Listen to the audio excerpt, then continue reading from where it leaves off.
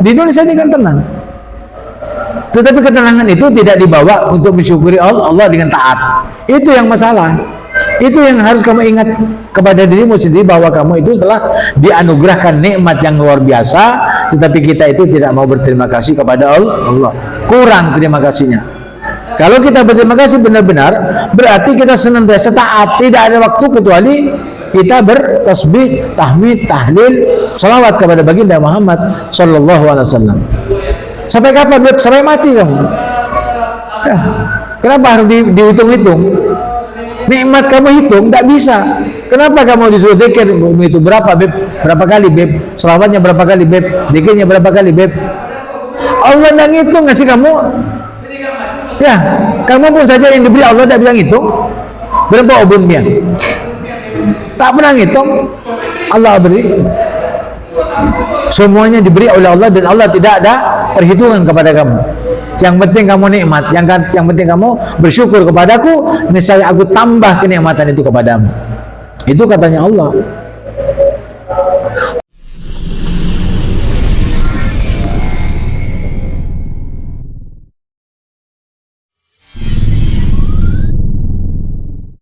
Alhamdulillah Rabbil Alamin. Hamdan syakirin, hamdan hamidin, hamdan yuafi ni'amahu wa yukaf mazidah. Allahumma salli wa sallim ala Sayyidina Muhammadin wa ala ali Sayyidina Muhammad. Amma ba'du. Wa qala ta'ala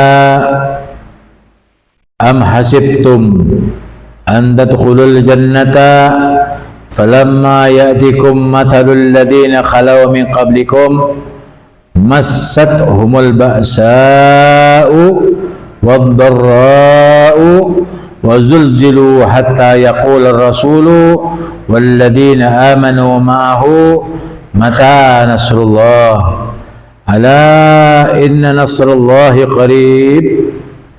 Sadaqallahul azim. Assalamualaikum warahmatullahi wabarakatuh. Hadirin hadirat yang dimuliakan Allah, alhamdulillah di sore hari ini kita tetap diberi sempat dan kekuatan untuk bisa hadir di tempat yang mulia ini untuk mengkaji bersama kandungan dan isi Al-Quran, dengan harapan pedoman hidup ini dapat menjadikan bimbingan yang nantinya senantiasa kita dapat rahmat dan syafaat dari baginda Muhammad sallallahu alaihi wasallam. Selanjutnya apa yang telah disampaikan pada minggu yang kemarin sekarang sudah sampai kepada ayat 214. Am hasibtum an tadkhulul jannata walamma ya'tikum mathalul ladzina khalaw min qablikum. Apakah kamu sekalian mengira bahwa kamu itu bakal masuk surga sebelum datang kepadamu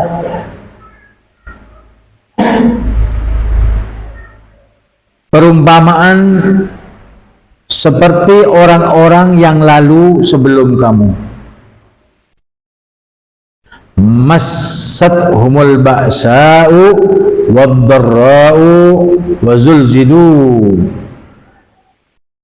Mereka ditimpa dengan berbagai macam malapetaka dan musibah-musibah, serta digoncang dengan berbagai macam kesulitan, penderitaan, kemiskinan dan lain sebagainya.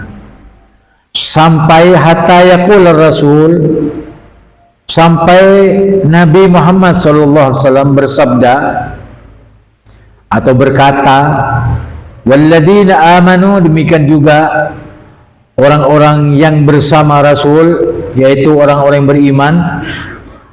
Hatta mata nasrullah, kapan pertolongan Allah itu akan datang kepada kami.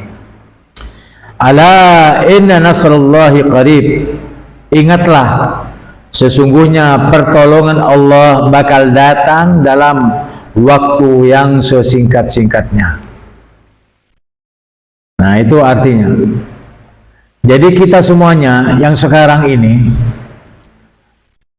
kalau dibandingkan dengan musibah-musibah yang menimpa Nabi Muhammad dan sahabat-sahabatnya ketika itu, dengan kita yang ada di Indonesia, yang oleh orang-orang Mekah sendiri yang sekarang berlimpah ruah kekayaan, kedudukan, harta dan jabatan, mengatakan bahwa Indonesia adalah jannatud dunia, surga dunia.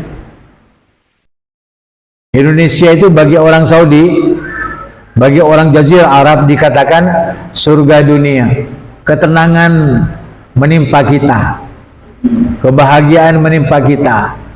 Tetapi sayangnya kita banyak berkeluh kesah. Andai kata kita ini orang Indonesia berada hidup di tengah padang pasir yang terik, yang sekarang bisa dirasakan oleh orang-orang yang ada di Mekah, di Madinah, di Hadramaut, di Mesir, dan lain sebagainya, tentunya bisa-bisa atau jangan-jangan kita menanggalkan Islam kita dan iman kita, karena tidak kuatnya musibah yang menimpa kepada kita ketika kita ada di Jazirah Arab. Bagaimana terik matahari itu 48 derajat Celcius. Orang yang pergi haji dan umrah itu enak, naiknya naik bis, pakai AC. Dari AC ke AC, turun sebentar, panas sebentar, langsung ketemu dengan AC. Turun sebentar, ketemu dengan makanan yang lezat-lezat, yang bergizi, yang enak-enak. Tetapi di zaman Nabi tidak ada makanan, bahkan di sana miskin. Keberadaan mereka itu dicekik dengan kemiskinan. Ditambah disuruh perang lagi. Tidak ada makanan, tidak ada minuman, disuruh perang lagi. Coba misalkan Anda berkemah di rumah gedek, tapi di padang pasir yang tidak ada makanan, tidak ada minuman, tidak ada kipas angin, ya apa kira-kira? Kamu sanggup? Apakah bisa sanggup kamu sholat dengan tumak nina di sana? Atau berpuasa dengan kuat? Nah itu, kalau kamu banding-bandingkan dengan mereka yang ada di Jazirah Arab, kamu tuh enak di Indonesia. Ya, jangankan kamu makan nasi bu, ya enggak.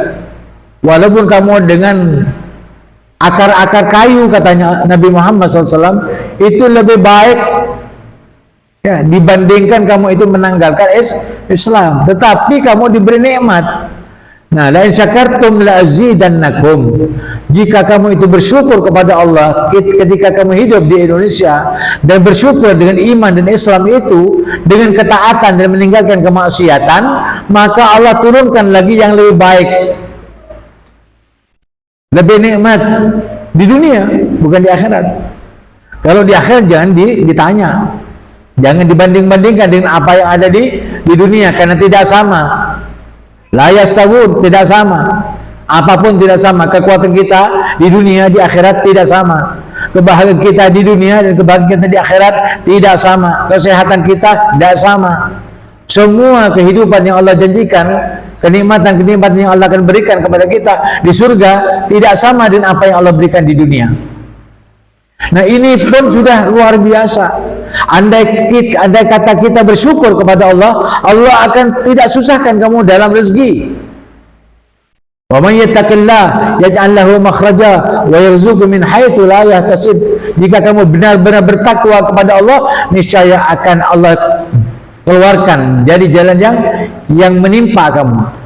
Kesusahan, penderitaan, kemiskinan akan ditanggalkan dan digantikan dengan kebahagiaan dan diberi rezeki dari arah yang tidak disangka-sangka walaupun kamu tidak bekerja. Kenapa? Karena di sana ada rasa syukur kepada Allah.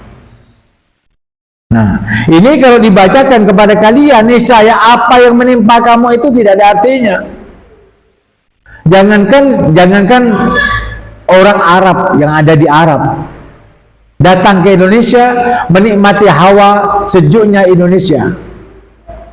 Di sini 33 derajat paling keras dah, paling panas.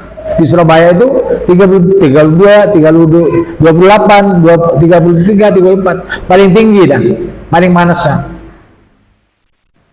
Jadi kalau dari Mekah, pulang dari Mekah, kamu di siang hari pergi datang ke Indonesia, di siang hari jam 12 malam, 12 siang atau jam 1 siang, itu merasa sejuk sebagaikan di waktu pagi di Saudi Arabia itu.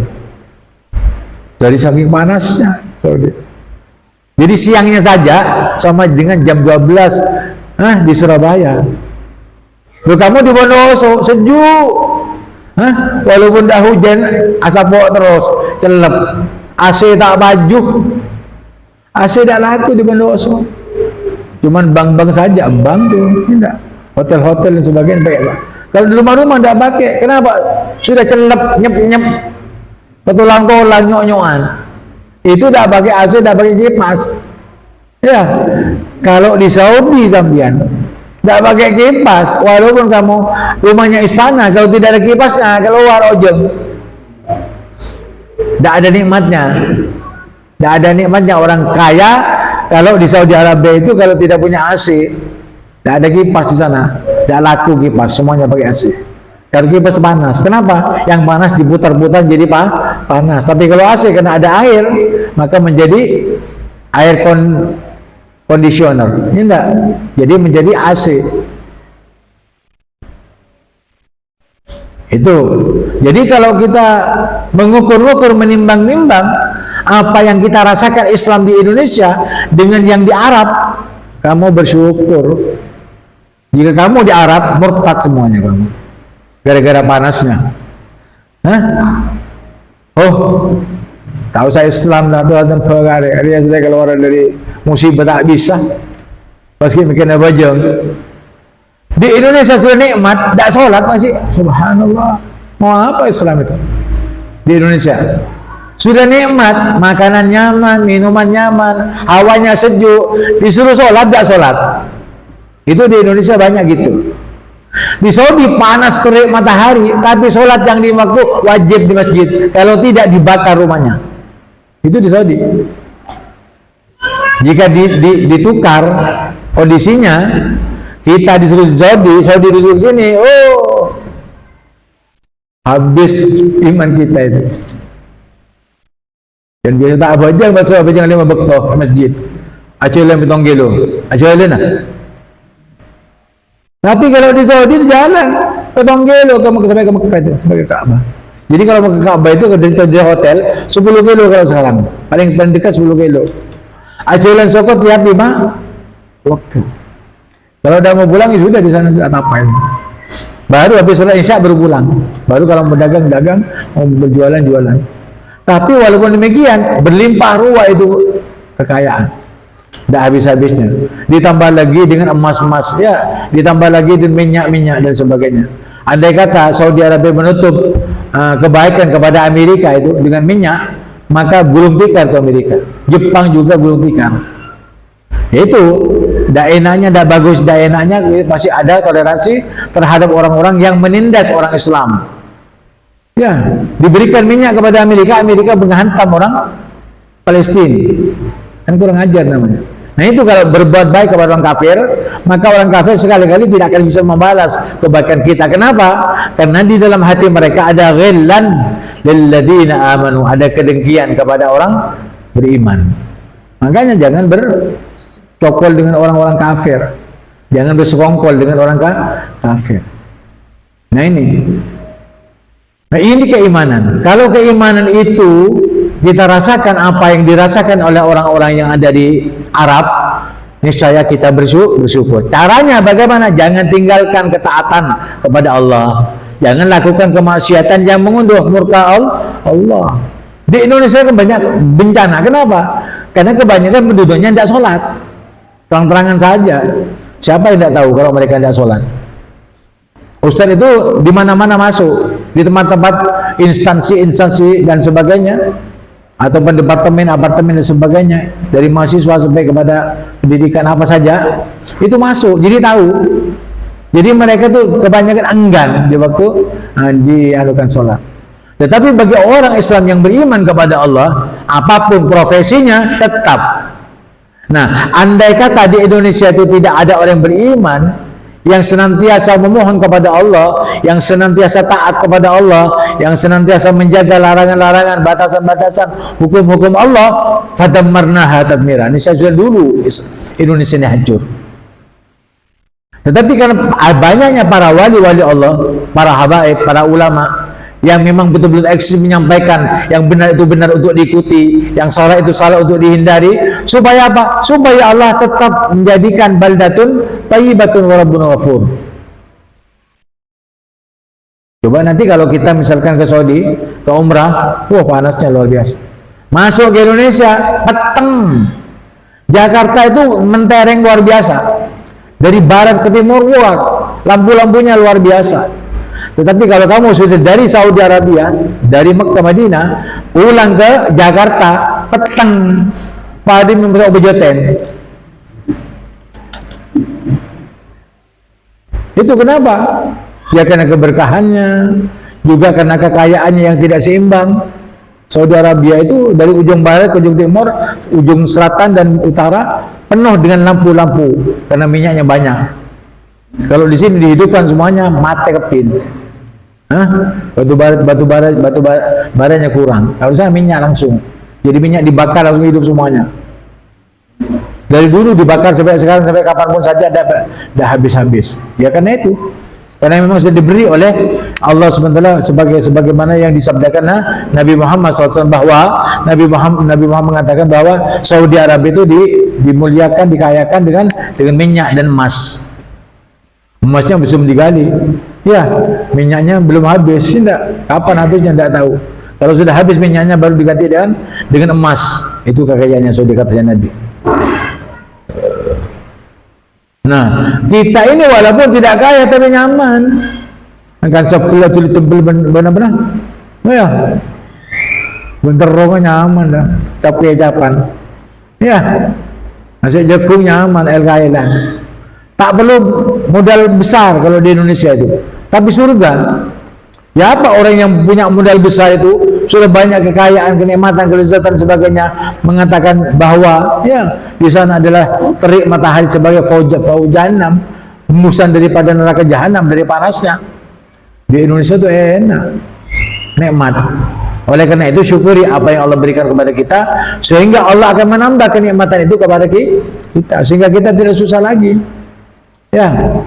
Nah, oleh karena itu dikatakan kepada kamu, apakah kamu beranggapan bahwa kamu bakal masuk surga dengan predikat ataupun kelakuan kamu yang Islam, tetapi kenyataannya perbuatan kalian tidak Islami? Apakah dengan itu kamu bisa masuk surga? Ya. Kamu dikasih nikmat tidak pernah bersyukur, malah mengambil nikmat dengan cara yang salah, dengan KKN, dengan korupsi, manipulasi dan lain sebagainya, mencuri, merampok, ya, dan lain sebagainya. Diambillah kekayaan-kekayaan yang ada di Indonesia sehingga banyak yang miskin karena ada perampok-perampok. Ini ada koruptor-koruptor yang mengambil dan tanpa ada hukuman. Cina itu orang kafir, tapi kalau ada orang mencuri atau merampok ataupun korupsi langsung dibunuh. Di Indonesia tidak ada yang pernah dibunuh. Ya, itu pun hukum-hukum ideologi yang dibuat oleh manusia. Tapi kalau Islam, kalau mencuri, korupsi, dipotong tangannya, bukan dibunuh. Yang dibunuh itu yang membunuh, dibunuh. Itu Islam. Tapi Cina enggak. Yang korupsi lebih dari 1 miliar, paten. Dibunuh. Itu di Cina. Di Indonesia, walaupun berapa triliun, tetap tidak dibunuh. Malah bagi-bagi. Sehingga apa? Hukumnya tidak berlaku. Katanya Zainul Amjad, kalau pedang itu tajamnya ke bawah, tumpul ke atas. Beda orang itu ajam, masuk hukuman. Kalau uangnya triliunan yang diambil, ya sudah, tidak dihukum. Apa? Bagi-bagi. Akhirnya kalau mau masuk penjara, ya masuk semuanya. Akhirnya penjaranya penuh. Ya, banyak maling-maling di sana. Nah itu. Jadi kalau misalkan kamu itu di Indonesia mensyukuri dengan Islammu, dengan taat, maka Allah tidak akan menjadikan pemimpin kita itu koruptor. Koruptor itu gara-gara kamu juga yang enggan sholat, yang tidak melaksanakan perintahnya Allah. Akhirnya apa? Diangkatlah pemimpin yang zalim, yang dengan kedalimannya itu mengatakan saya biasa-biasa saja ini, masih belum ini, masih kurang. Makanya orang yang sudah naik itu tamak, tidak mau turun. Kenapa? Enak, merasakan enaknya menjadi koruptor, walaupun di depan mereka neraka jahanam. Dia tidak peduli. Yang penting di dunia kaya raya, berfoya-foya, dan mati masuk surga dengan Islamnya. Nah itu Islam apa itu? Nah, apakah kamu akan merasa beranggapan kamu masuk Islam, masuk surga dengan kena Islammu? Padahal kamu belum datang kepadamu contoh-contoh orang yang dulu sebelum kamu dilahirkan ke dunia ini. Jadi susah. Nabi Muhammad itu susah. Membawa Islam itu susah. Menulis Al-Quran itu gambar sulit, susah. Menyusun kekuatan Islam susah. Berperang di jalan Allah Subhanahu wa Ta'ala. Mati ataupun hidup, dia tidak merasa bangga dengan hidupnya dan tidak merasa menyesal karena kematiannya. Karena di sana ada syahid. Dan bagaimana kalau kamu misalkan di Indonesia disuruh perang, aduh, sholat saja tidak mau, ya, apalagi mau perang. Perang itu tidak enak. Sholat itu kan enak, wudhu, habis wudhu, sholat, Allahu Akbar, habis sholat apa yang kamu kerjakan, tidak ada masalah. Yang penting sholatnya jangan ditinggalkan. Sekarang gara-gara rapat tidak sholat, gara-gara kuliah tidak sholat, gara-gara sekolah tidak sholat, gara-gara ngajar tidak sholat. Guru apa itu? Jadi di Indonesia ini kebanyakan, ya, bukan semuanya, tapi alhamdulillah di Indonesia Habib syukuri. Kenapa? Mereka walaupun demikian tetap mereka eksis dalam salawat kepada Nabi. Nah, salawat itu dijadikan suatu momentum untuk membawa misi. Di luar salawat dia tetap mendapat syafaat dengan taat kepada Allah dan Rasulnya. Itu ada harapan. Di Indonesia sudah tahu orang bersalawat masih dihalangi. Gimana tidak mau datang bala? Orang selawatan, oh itu bid'ah, itu syirik, itu begini. Bagaimana? Dia akan datang bala. Orang berselawat, ya, orang ngaji dianggapnya syirik. Ngaji Yasin, ya, malam Jumat dibilang syirik. Masa berak Yasin meloloh? Yasin itu galbul Quran. Orang kalau ingin hatinya bagus, baca surat Yasin, hatinya bagus. Kalau hatinya bagus, yang lainnya ikut. Artinya baca Al-Quran yang lainnya bisa. Tapi kalau Yasinnya tidak dibaca, bagaimana akan baca yang lainnya? Nah itu kalau di Indonesia. Jadi apakah kamu mengira kalau kamu hidup di Indonesia mengatakan dirimu Islam, lalu beriman kepada Allah dan ingin masuk surga, apakah kamu nyata bahwa kamu masuk surga? Belum tentu. Kenapa? Kamu belum diuji. Sebagaimana orang-orang dahulu diuji, beratnya luar biasa. Diterik matahari, disuruh perang. Diterik matahari, dia sakit. Diterik matahari, dia ada makanan, dia ada minuman. Diterik matahari, disuruh sholat, suruh puasa. Kamu tidak seperti itu. Tetapi mengapa kamu tinggalkan? Apakah kamu mau masuk surga dan mereka itu, ya, mau masuk neraka? Ya, kadang-kadang orang yang semacam itu yang bilang dimasuk neraka.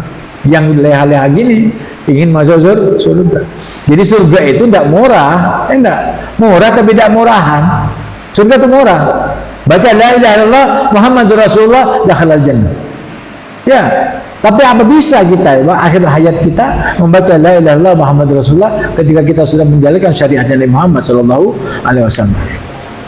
Oleh karena itu latihlah hidup ini dengan la ilaha illallah Muhammadur Rasulullah, dengan syariat baginda Muhammad SAW, dengan mencapai hakikat yang Allah ajarkan kepada kita. Ya, barulah kita akan berma'rifatullah. Jadi mengenal Allah dengan cara seperti itu. Jadi syariatnya dilakukan, habis syariatnya hakikatnya dikerjakan. Harus gitu kamu akan menemukan jati dirimu untuk mengenal Allah. Kalau tidak bisa.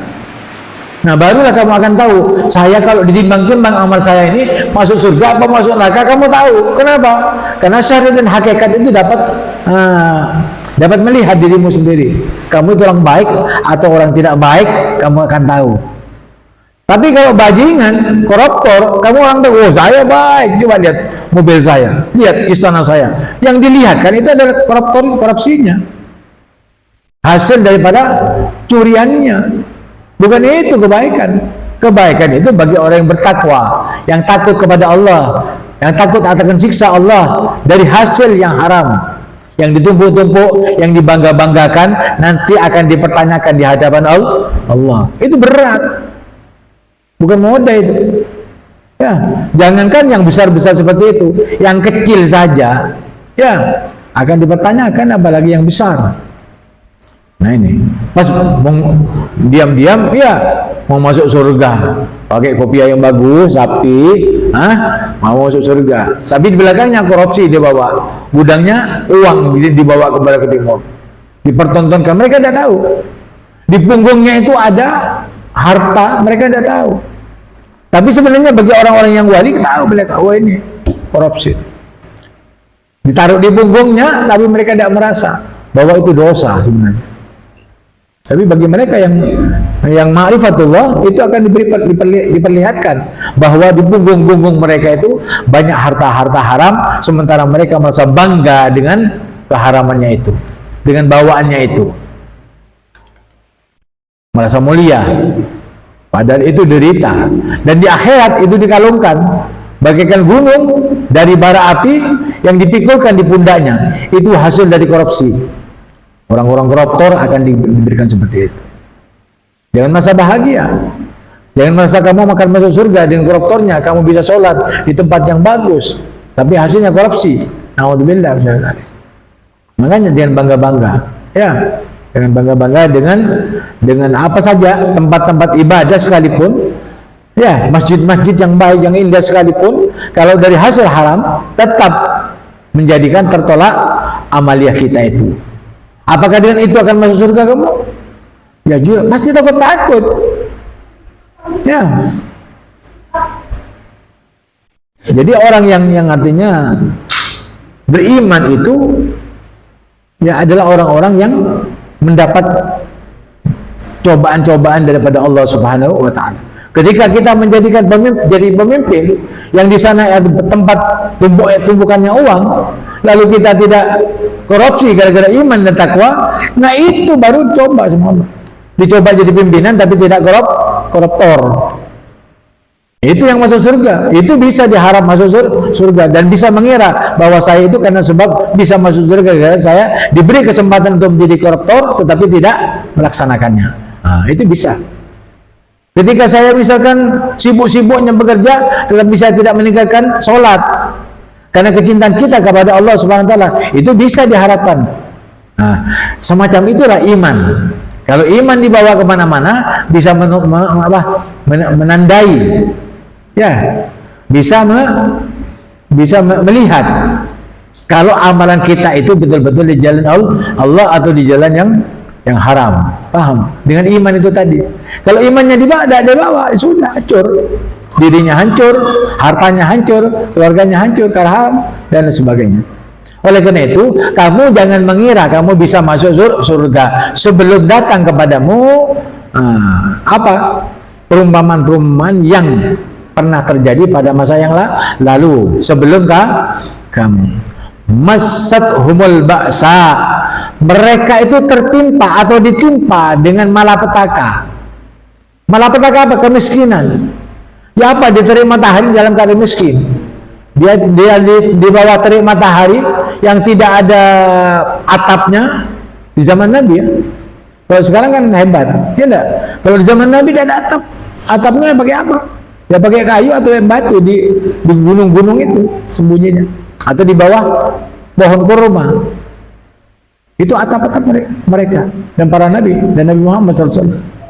Itu tertimpa miskin, tidak ada makanan.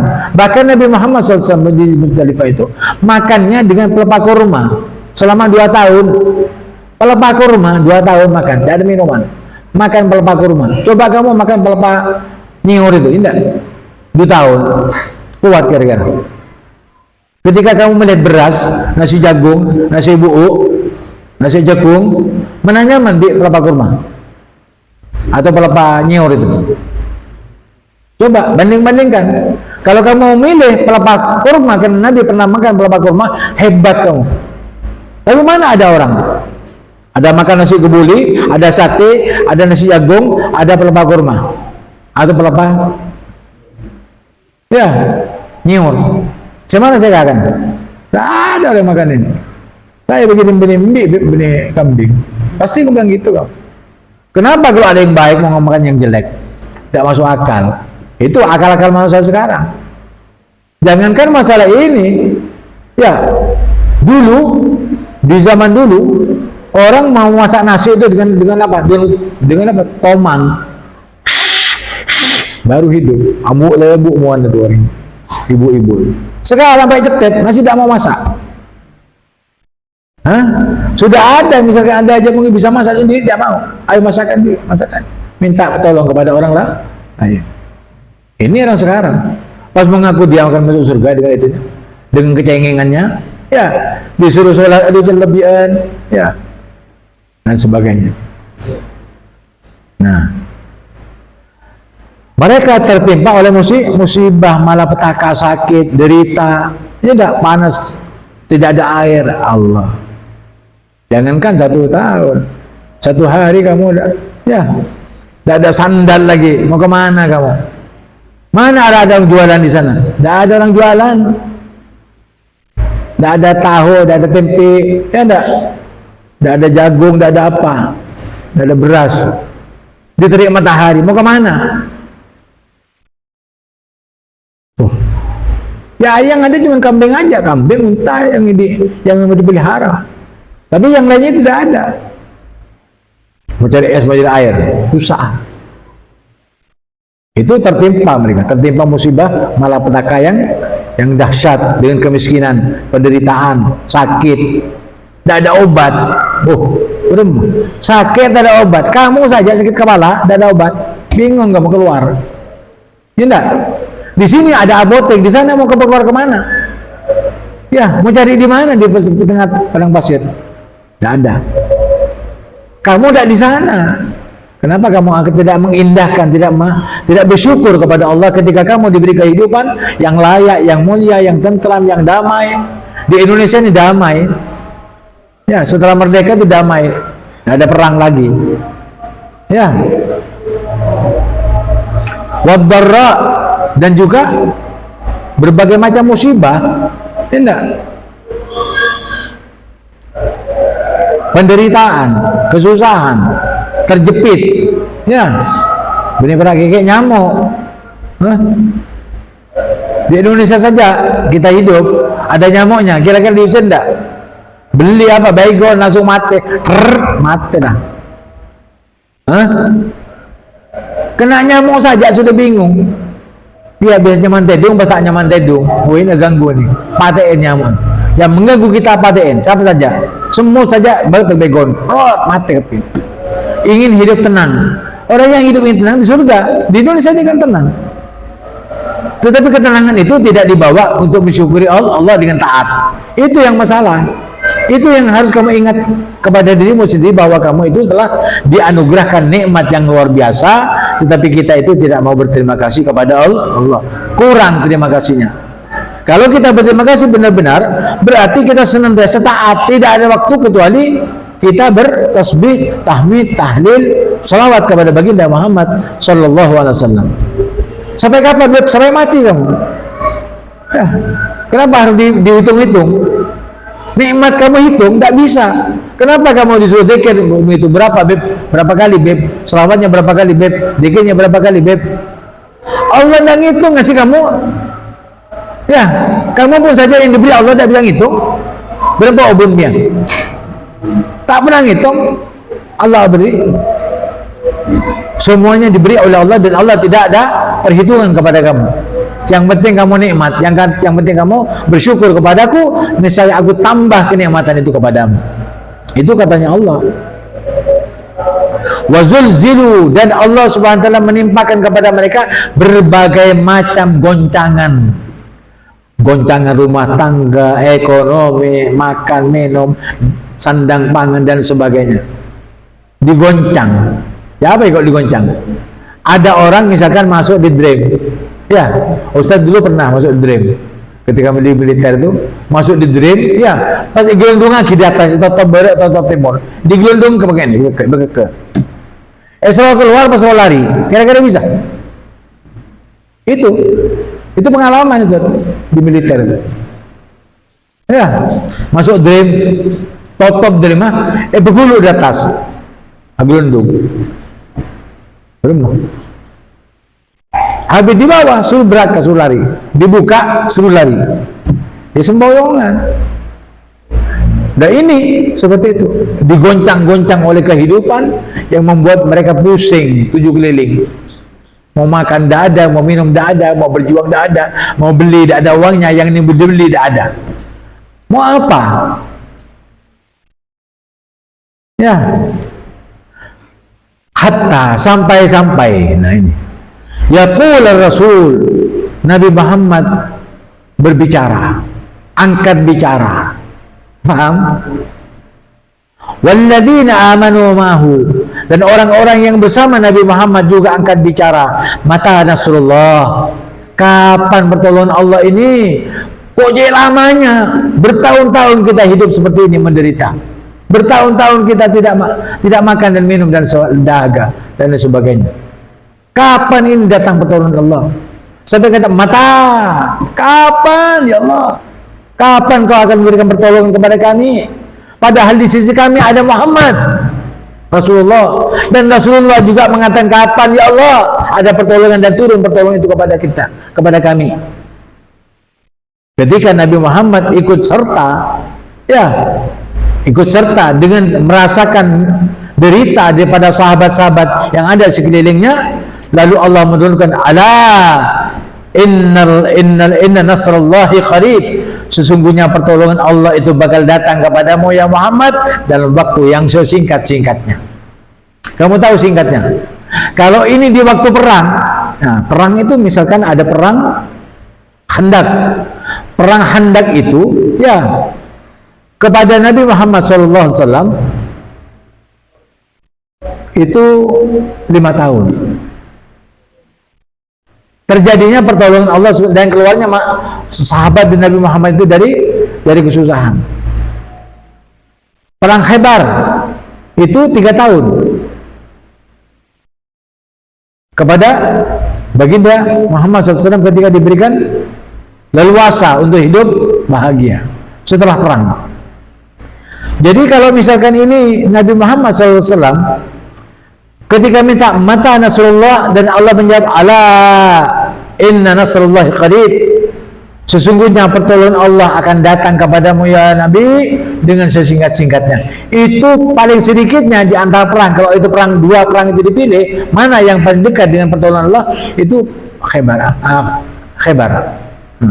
Buat 3 tahun. 3 tahun baru ada pertolongan Nabi Muhammad, ada pertolongan Allah SWT kepada Nabi Muhammad SAW. Itu menurut kamu itu jauh lama apa tidak? 3 tahun? Hah? Lama. Tapi katanya Allah qarib. Antara kamu minta dengan pertolongan aku datang kepadamu Muhammad, qarib. Waktunya singkat, dekat. Qarib itu dekat. Apa yang dekat? Bukan jaraknya, tapi waktunya. Waktunya istijabah itu dekat. Aku mengistijabahi doamu Muhammad dengan apa? Dengan waktu yang secepat-cepatnya. Kapan ya Allah? Mata nasrullah. Garib. Kapan garibnya? 3 tahun. Loh, kenapa kok 3 tahun? Kenapa Nabi Muhammad SAW ya Rab langsung datang? Ada sebagian seperti itu. Ya enggak? Habib sudah katakan, ya, ada yang 17 bulan ketika minta arah kiblat diganti, bukan ke Baitul Muqaddas tapi ke Baitullah, Ka'bah, Mekah. Ya Rab, tak bentah, apa sih kebentah? Apa sih bentah? Bokok angkat tangan, ya Rab. Itu berapa? 17 bulan. Garib itu. Ada yang langsung ketika Abu Jahal datang kepada Nabi Muhammad, ya Muhammad, kamu Nabi? Ya. Kamu Rasul? Ya. Kalau kamu benar-benar Nabi dan Rasul, jadikan yang malam ini jadi siang, siang jadi malam. Sekarang juga. Apa konsekuensinya kamu? Kalau saya bisa, saya akan masuk Islam dan ikut kepada kamu. Ya, ya Rab, apalik tuh. Dari jam 12 masuk ke subuh. Dari subuh ke pagi. Dari pagi duha. Duha, duhur, asar, maghrib, isya sampai jam 12. Tik dalam sekejap. Tanya ke Abu Jahal, "Hai Abu Jahal, bukankah aku telah menunaikan apa yang kamu minta? Apakah kamu benar akan masuk Islam?" "La, hada sihrun mubin." Muhammad ini ke seher. Mana ada tong seher bisa sore betul di pagi, pagi betul malam bisa? Tukang seher di mana? Hah? Ada tukang seher bisa gitu? Nah itu orang Yahudi begitu, orang kafir begitu, orang kafir Quraisy begitu. Jadi orang kafir terbengkok. Kenapa? Khatamallahu ala qulubihim wa ala sam'ihim wa ala absarihim ghishawah wa lahum adabun adzim. Karena mesti ditetapkan kekafirannya dan tempatnya di neraka. Adab yang pedih bagi mereka yang ingkar kepada Allah dan kepada Nabi Muhammad sallallahu alaihi wasallam. Nah, ini Nabi berapa tahun? 3 tahun. Dari pernyataan ya Rab, mata Rasulullah. Allah, inna nasrallahi qarib. Sungguh pertolongan Allah itu kan datang kepadamu dengan sesingkat-singkatnya. Kapan? 3 tahun. Makanya kamu itu jangan minta ya Rab sekarang ya Allah. Ini Nabi 3 tahun. Buat siapa buat? Nah, apa saya kira? Ria Nabi kekasihku 3 tahun udah beri kok. Buat minta seminggu semua dia. Sebulan 2 bulan pas ambuh dia minta. Ria Nabi kekasihku minta kasih kok 3 tahun udah beri. Mak mana bajang tak bajang. Hah? Angongoan ngamukan jemaah-jemaah ya dah. Abang minta kasih kok bang Arya. Apa bang?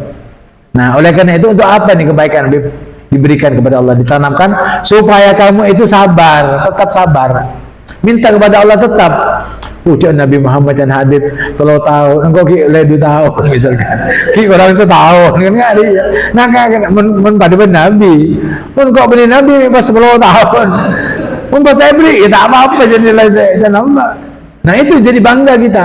Jadi mintanya tidak akan di sairullahi la yakhib. Orang yang minta kepada Allah itu tidak rugi, pasti diberi, walaupun diberi di akhir. Walaupun kamu tidak butuh, tetap Allah memberi. Contoh ya, Ustaz sudah katakan, ya Rab, ya Rab, ya Rab, apa? Beri kata Nabi Muhammad, beri Allah 1 miliar bercokop, tak beri sampai mati. Ya, Allah beri tak beri. Oh ini astajib aku minta kepada aku beri kamu. Ternyata dia diberi. Ketika mati masuk surga, ketika masuk surga beri 1 miliar. Apa nih kaya Allah? Bapak saya nembian saya tentunya. Bapak beri sedia. Engkau tak butuh ya Allah kan dia beli dia. Saya tak baju. Iya kan kok ngocak oh ini astajib lakum. Minta ban ke saya kok enggak beri. Mau tak beri dunia ya Allah. Mau beri dina. Dia beri dunia ban kape tak masuk surga. Mangga di korwa benar-benar beri ya bisa kafir, bisa maksiat, bisa dosa sehingga apa jenengan tak masuk surga. Karena ini kan digula tahan. Simbol masuk surga gula niat ibu lagi kebal. Hatta ban tak perlu. Ya enggak beri kebal. Ya aku tak butuh, ibu buang aja Allah. Oh kan. Sepenting beri. Itu kasih sayangnya Allah bukan menunda. Takut-takut jangan-jangan kalau kamu itu ketika kamu miskin, kamu taat, tetapi ketika diberi oleh Allah Subhanahu wa taala kekayaan, malah kamu bermaksiat. Itu masalahnya. Dan Allah yang tahu, kamu tidak tahu. Andai kata kamu tahu, kamu tidak akan minta sesuatu yang tidak akan diberi oleh Allah. Paham? Dan kalau kamu mau minta kepada Allah lalu tidak diberi, itu lebih baik daripada kamu minta kepada Allah lalu Allah memberi, tetapi kamu menjauh ketika diberi oleh Allah dan berlakukan bermaksiat kepadanya. Itu yang ditakutkan. Makanya sama Allah ditahan. Ya. Yas'alunaka madza yunfiqun. Mereka bertanya kepada Muhammad, apa yang harus kami nafkahkan? apa yang mereka nafkahkan.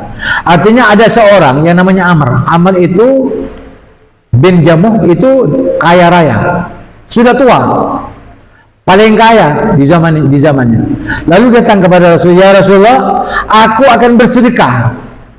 Sedekah apa yang paling baik dan kepada siapa aku berikan itu sedekah? Itu caranya, maksudnya. Nah, ini kalau diberikan apa namanya? Diberikan futuh sama Allah, diberikan taufik hidayah, diteguhkan imannya, yang akan diamalkan itu bukan sholatnya, ya, tetapi harta yang mereka miliki harus dikeluarkan sebelum saya mati.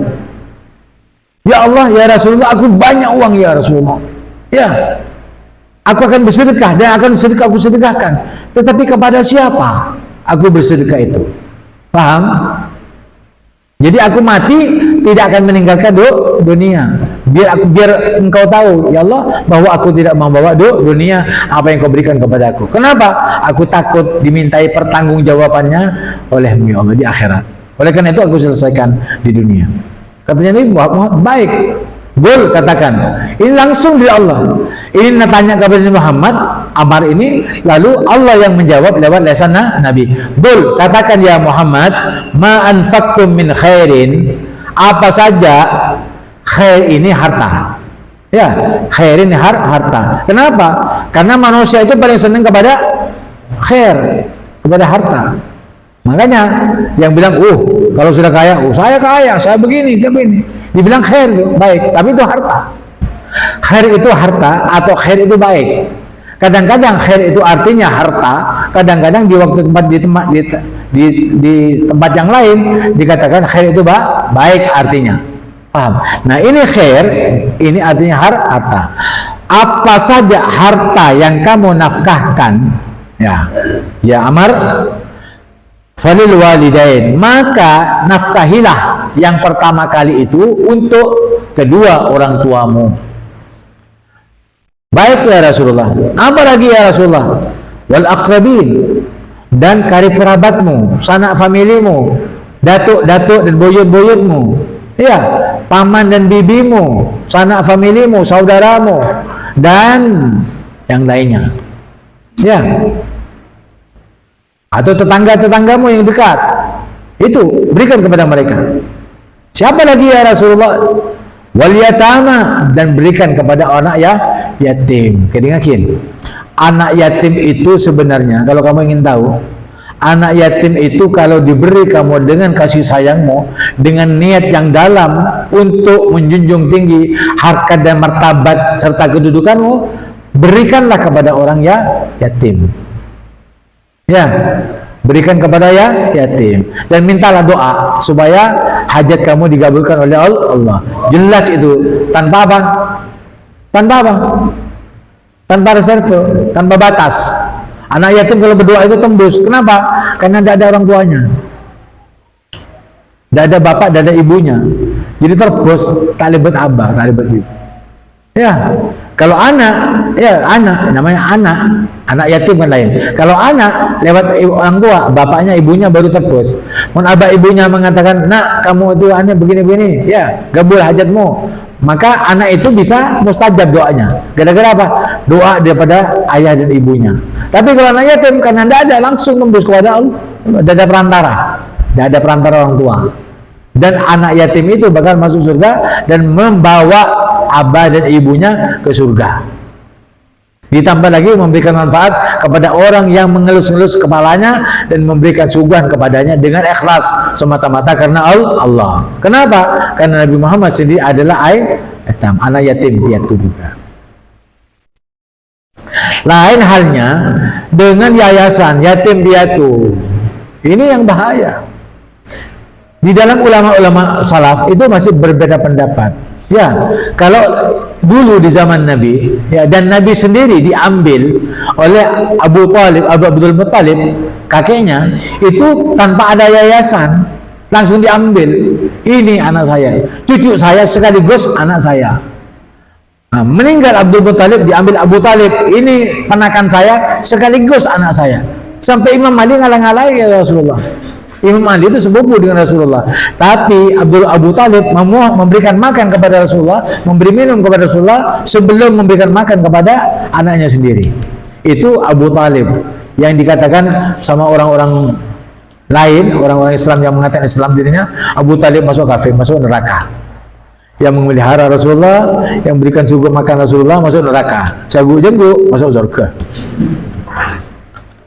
Kan jenggu ini tidak. Alhamdulillah. Itu makanya kurang menggali tentang masalah tasawuf. Tasawuf itu masalah hati.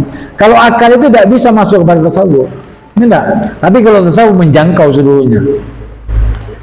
Nah, ini mengatakan seperti itu. Jadi anak yatim itu yang yayasan sekarang itu dipertanyakan. Kenapa? Karena dia menjual keyatiman untuk dirinya sendiri.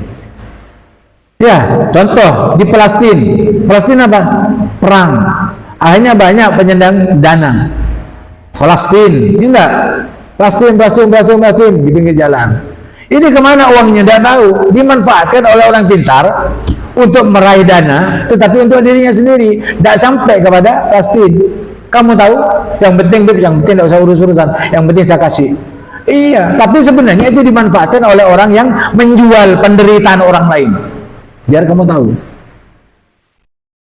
Di Palestina sudah menderita, biasanya mendapat dukungan ataupun bantuan, tetapi diambil oleh orang intelek yang jahat, yang mengatasnamakan kemanusiaan. Padahal uangnya diklaim sendiri, diambil sendiri. Nah ini sama. Anak yatim begitu juga. Yayasan anak yatim. Tapi yang hebat kiainya.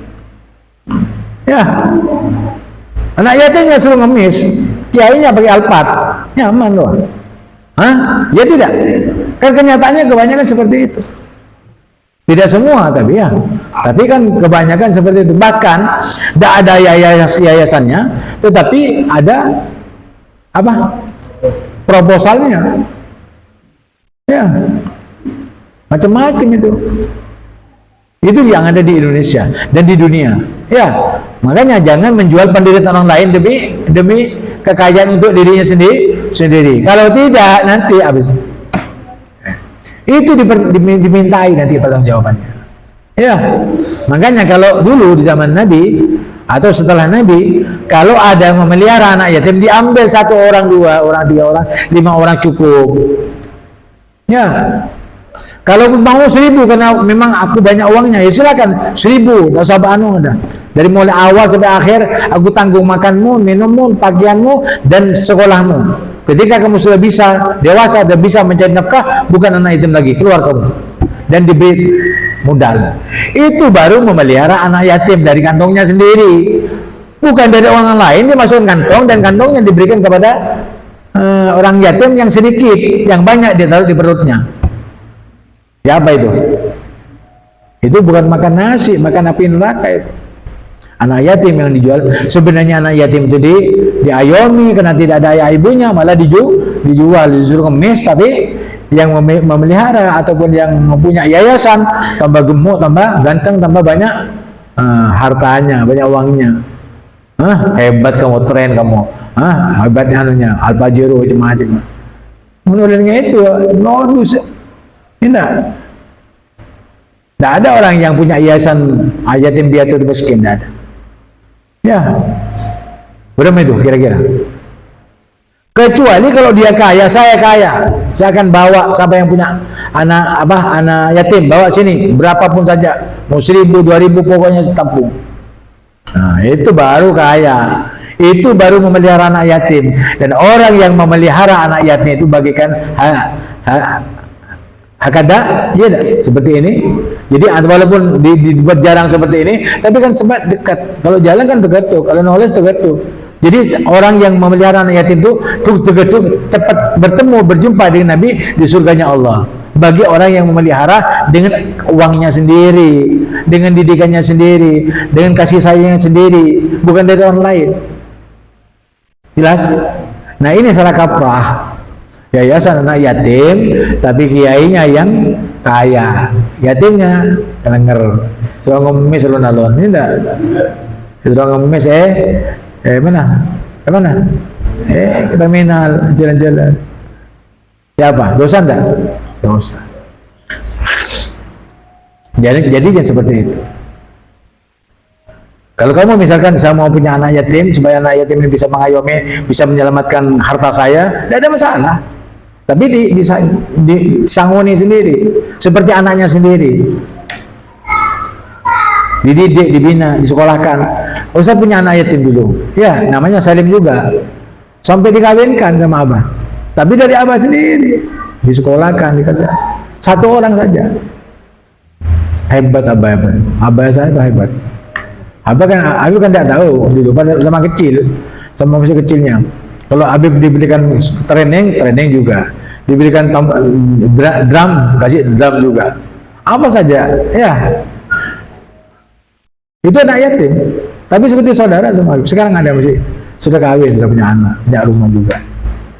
Ya, itu orang memelihara anak yatim. Abah itu termasuk salah satu dari pemelihara anak yatim sampai kawin. Nah ini abah ini bakal ketemu dengan Nabi Muhammad Rasulullah. Kita katakan benar Rasulullah. Dan kamu juga bisa tidak bisa? Bisa. Asal diambil, bukan ditaruh. Ya, saya mau ada orang anak yatim, ada yayasan datang kepada kita. Bib, saya punya anak yatim ini Bib, ada 30 Bib. Habib mau jamin berapa orang? Ya, usaha sekian.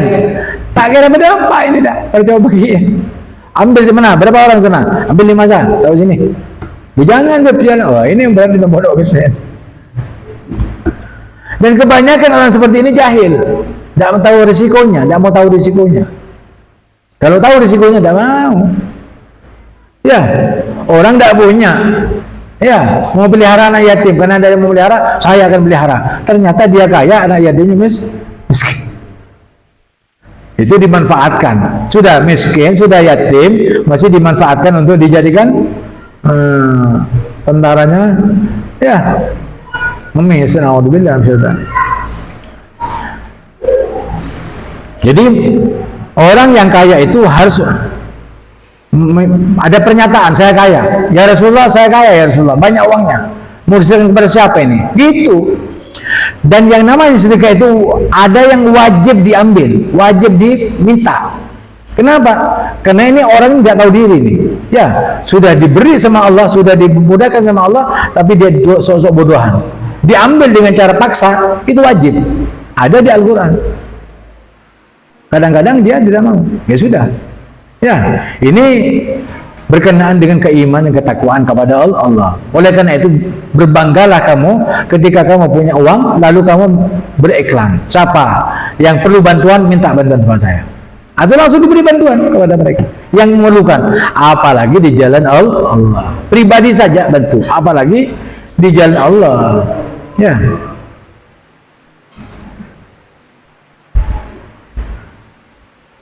Wal masakin, dan juga berikanlah kepada orang miskin. Siapa orang miskin? Orang miskin itu kalau tidak bekerja tidak makan.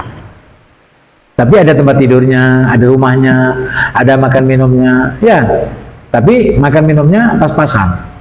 Kalau udah kerja, besok udah makan. Ya, itu miskin. Fakir lebih lagi. Tapi kenapa fakir tidak dikatakan fakir? Nah, ada dua pendapat bahwa yang miskin itu sebenarnya lebih tidak punya daripada fakir. Ya, karena miskin itu bagian daripada fakir. Jadi fakir itu sebenarnya punya tapi tidak cukup. Tapi kalau miskin tidak ada kecuali bekerja. Jadi kepada orang miskin itu diberikan. Tapi karena sudah tergulir fakir itu lebih buruk daripada miskin. Ya, itu salah kaprah. Tapi yang benar miskin, masakin. Karena fakir di sini tidak ada. Ya, fakir itu adalah yang miskin itu fakir. Yang miskin itu fakir, bukan yang fakir itu miskin. Wabni sabil, dan orang yang sedang dalam perjalanan tetapi tidak untuk bermaksiat kepada Allah. Berjalan ke suatu tempat lalu tidak bisa pulang, ya, atau tidak bisa meneruskan perjalanan karena uangnya dicopet, dirampok, dijagal dan sebagainya. Paham? Terus datang minta kepada kamu untuk minta bantuan, beri itu. Ya, Ini artinya yang disampaikan sama Nabi Muhammad SAW kepada siapa? Ya, sabada Amar bin Jumuh. Ya. Wa ma anfaqtum min khairin falil walidain wal aqrabin wal yatama wal masakin wa ibnis sabil. Wa ma taf'alu min khairin, dan apa saja, dengarkan. Ali. Dan apa saja yang baik, dan apa saja kebaikan. Nah, ini khair, ya, bukan harta lagi, bukan dunia. Wa ma taf'alu min khairin, dan apa saja kebaikan yang kamu lakukan, apa saja dari perkataan ataupun perbuatan, ya, fa innallaha bihi alim, maka ketahuilah bahwa sesungguhnya Allah itu terhadap perbuatan itu, perbuatan baikmu itu tahu. Kalau tahu apa? Dibalas sama Allah. Jangan kamu mengatakan kalau kamu berinfak itu kamu habis tanpa diinfakkan nama subur. Kamu tahu sumur? Ya, sumur kalau tidak diambil airnya bau apa tidak bau? Benger tak benger? Mun tembuh buang. Kira-kira bening tak bening? Bau tak bau? Tak bau. Sama. Orang yang menumpuk-numpuk uang, nyeleng uang supaya dapat ini, itu sama dengan numpuk aing bau. Itu kan Nabi. Makanya tambah diambil airnya itu tambah jernih airnya. Air yang banger buang, ya kenapa? Di hartamu itu ada harta orang lain. Ya, ada pada dirimu. Jadi kalau kamu misalkan punya uang 1.000, di 1.000 itu ada hartanya orang lain yang harus diberikan. Kalau tidak, benger. Berarti itu pupi kamu, tidak diambil, tidak dikeluarkan. Air yang tidak dikeluarkan bau. Ya, maka yang cerai itu bau? Tidak.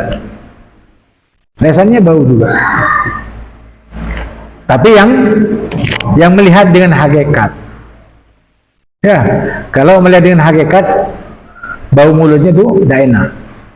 Ya, itu kenapa? Karena bakhilnya itu tadi. Jadi apapun saja kebaikan yang kamu lakukan, maka sungguhnya Allah akan tahu. Kalau tahu apa? Akan dibalas. Ya. Jadi kalau nafkah itu, ya, infak itu kan nafkah. Ya, nafkah itu adalah mengkosongkan. Ada uang di sini, ya, uang di sini 1.000, ya. Ini lihat sini, ada uang 1.000, taruh di kantong. Ya, dinafkahi kepada orang yang minta. Beb, saya sudah 3 hari tidak makan. Misal, ada uang 100.000 di kantong, diambil. Ini untuk kamu. Ini namanya infak. Yang ada dikosongkan sehingga yang tadi ada menjadi tidak. Nah, itu infak. Itu infak yang sebenarnya. Infak beda, misalkan 500.000. Ya, ada 2.000-an, ada 5.000-an, ada 10.000-an, ada 100.000-an, ada 50-an. Wan tidak makan, Wan sudah 3 hari. Ambil. 3 hari tidak makan. Hitung. Sehari 1.000 dibagi. Kira-kira menurut kamu itu infak apa bukan? Kalau 3 hari, misalkan ini berapa kalau 3 hari tidak makan? Ya, kena sehari berapa misalkan? Akiblah, seket. Atau second beri. Itu kalau memang kamu berinfak. Kenapa? Lebihnya kamu punya 500.000. Nah, itu akan diganjar sama Allah yang lebih banyak. Kalau kamu kaya, sebenarnya bukan kerja, tapi apa? Infak. Mengkosongkan malah bertambah. Tidak ada sumur yang diambil airnya itu tidak bertambah airnya. Kalau tidak percaya, coba kamu cari sumur Siwenger, kerok kepin. Cedot pakai watt ku jet pump, setengah jam habis. Ya, tunggu 1 jam keluar bening sudah. Tidak usah lama. Sama sedekah seperti itu. Jadi kalau seperti ini katanya Nabi Masih tidak bisa dimasukkan ke dalam pikiran kita, hati kita. Ya sudah, dengan cara apa kita akan membawa mereka kepada orang yang ahli sedekah? Tidak bisa katanya Nabi. Sudah? Ya mudah-mudahan ya, semoga yang disampaikan ini betul-betul diberkahi dan membawa berkah, menambah keimanan, menambah kebaikan kepada kita sendiri, dan mudah-mudahan Allah SWT benar-benar menyatakan wa bersedekah, betul-betul Allah menyuburkan rezeki kalian semuanya dengan rezeki yang halal dan thayyibah, yang datang tanpa susah, yang halal, yang baik, yang mudah, ya, yang banyak, yang barakah. Biar kita Quran, Al-Fatihah.